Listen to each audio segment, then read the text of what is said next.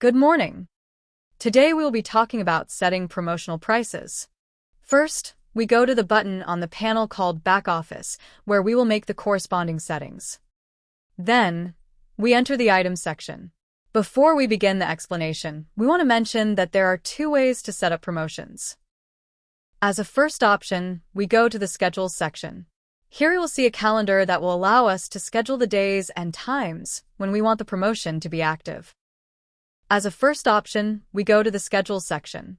Here you can see a calendar that allows us to schedule the days and times when we want the promotion to be active. First, we assign a name to the promotion, in this case, New Spring Promotion. Then we set the time range, which can be 15 minutes, 30 minutes, or 1 hour.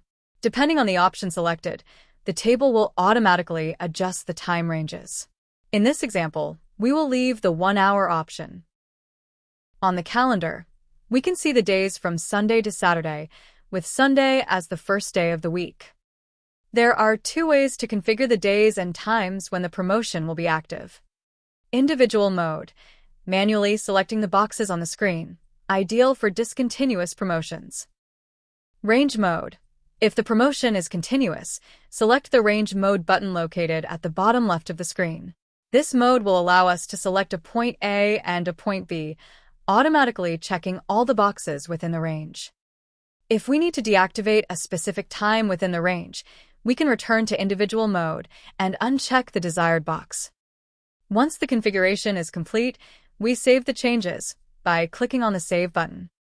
As a second option, from the item, the configuration is done as follows.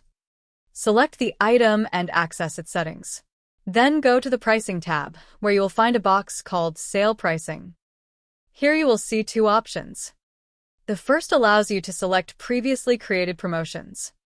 The second option is the sale is in effect for a specific period, which you enable to directly assign a promotional price. In this example, the item has a regular price of $15, and with the promotion, it will have a value of $12. In this case, we will not use the calendar. Instead, we define a range of dates during which we want the promotion to be active. We save the changes and return to the POS system, located at the top of the screen, to load the item with a configured promotion. Finally, we can see that when we call up the item, it will automatically appear with the promotional price applied.